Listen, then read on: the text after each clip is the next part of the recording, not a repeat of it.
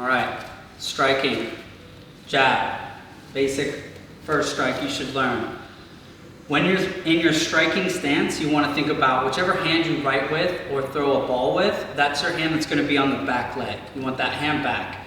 Your weaker hand or your less used hand will be your jab hand. This hand is primarily used to maintain distance between you and the attacker. It's your length hand that keeps the space between you and the person coming forward. So when I throw the jab, I want to make sure that my hands stay up close to my head. I never want my hands down by my hips, exposing my headline just in case they're throwing back. And then when I throw the jab, I want to make sure that I do it within the center of my base. I don't want to lean forward or reach with my jab. If I need to make distance, I will step forward with my lead leg so that my jab hand can reach. When I throw the jab, my supporting hand, the backup hand, my right hand, will be on my face. It will be protecting from a counter strike that might come when I expose from the jab. So I step forward, I turn my shoulders and turn my hips as I throw the jab out. Shoulders and hips. And then everything comes right back like it's on a railroad track back to my head. So jab and back. Jab and back. Jab and back. Okay? Striking cross. The cross is your strong hand. Okay, this is the power shot.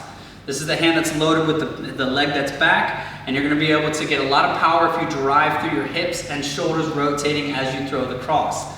So you want to try to imagine as you're throwing the cross that you're pulling the opposite shoulder backwards and you're driving the same side hip through for the cross. So when I throw again, I want to stay within my balance. I'm not leaning forward. I stay in my stance. When I throw the cross, I pull my shoulder backwards. I pivot my hip as I throw the cross through. Okay? So again, I'm here. Pull the shoulder back, drive through. Hand stays on a railroad track, right back to my head. 1, 2, 3, just like that.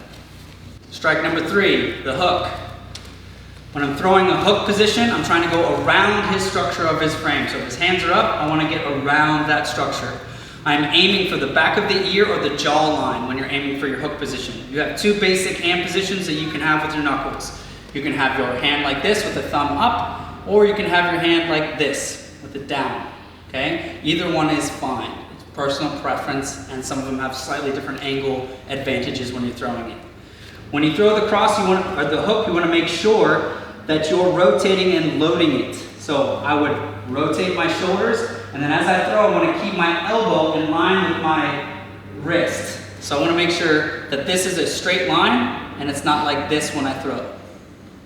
So from here, when I throw, I load my shoulders, I drive off of the same side leg as I throw it, and I make the structure nice and straight.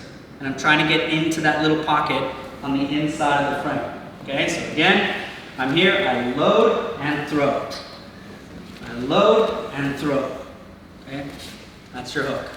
All right, just jab. 1, 2, 3. Just cross. 1, 2, 3. Just hook. 1, 2, 3. All 3 in combination, I would go 1, 2, 3. 1, 2, 3. All right, elbow strikes. These ones are better in the close range. My strikes previously, jab cross, is at a long range. Elbow strikes is when we're in a little bit closer with the opponent, okay? When I throw the elbow, it's almost exactly like I was throwing a hook or a cross. I still need to make sure my shoulders are rotating and my hips are rotating with the strike. But just like we did with the wrist breaks, I'm going to bring my elbow up nice and high, and I'm going to be looking to find that little pocket where I can get through. So I come here, elbow comes up, and then I rotate my hips and shoulders through for the strike. Okay? So again, elbow up, and I strike. Elbow up, and I strike. Elbow up, and I strike. And you're trying to hit with the pointy part of the elbow, not just the forearm. You turn your wrist out, which exposes the pointy part of the elbow, and that is what you're trying to make contact with. Okay, so one more time. Elbow up, elbow pointed, and strike. Good. All right, with the push kick, we're going to keep the kicks relatively low just to prevent somebody picking up the leg and doing a takedown. As you push kick, you want to be aiming for the lead point leg. So whichever leg is forward, that's the leg I'm going to be attacking, and I want to make sure that my stance meets that, and we both have a mirrored stance. both legs forward, so that my lead leg is the same as his lead leg, so that when I can reach, it's not too far away. When I go for the knee, my partner will put their hand out because I don't want to actually hyperextend his knee, but that's the goal when you throw this strike. I'm going to load my leg up in a circular motion, and I'm going to push through the hand and get close to my partner for a clinching option. So I'm going to go 1, 2, and I'm going to be stepping through as if I were hyperextending the knee. So the leg comes up, and then I come in and use that as an opportunity to get in close to the clinch, or I can just use it as something to keep the range and the distance. And then if I want to get close, I come in and I lean in. Knees, again, close range attack, just like with the elbows. I can't throw a knee from too far away. This is when the attack gets a little bit closer into range. I'm going to have my partner use his forearms as a catching point. My knee is aiming for the belly or the sternum range. Also, you could knee to the groin if needed, okay? But for now, I just want to make sure that we're using it in the same way we're going to be doing with other kicks, is I want to drive my hip forward. Okay, so when I throw the knee, my back leg is going to throw. Most of my balance will be on the lead leg, but I want to make sure I'm driving my hips into it. So notice that my hips drive forward to drive the knee into the pocket. Okay, for a little extra support, you can grab the head, hold that. Again, the back knee is the one that drives in. And that's the knee. All right, for the roundhouse kick, we're going to be kicking to the outside of the leg. You can kick low towards the calf, or you can drive into the thigh.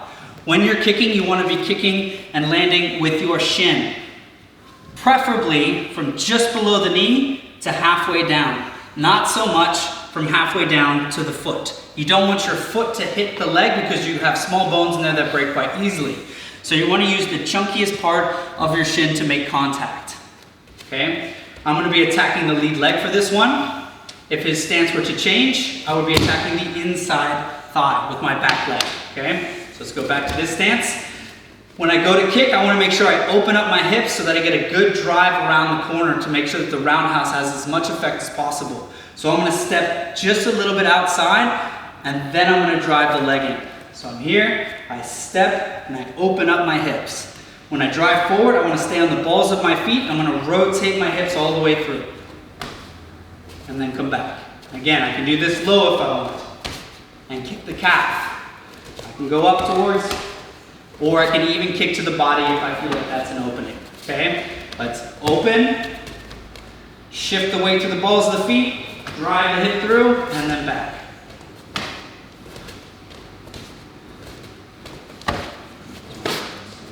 You switch your stance, and then if it's the other way around, again, low, mid-thigh, or belly.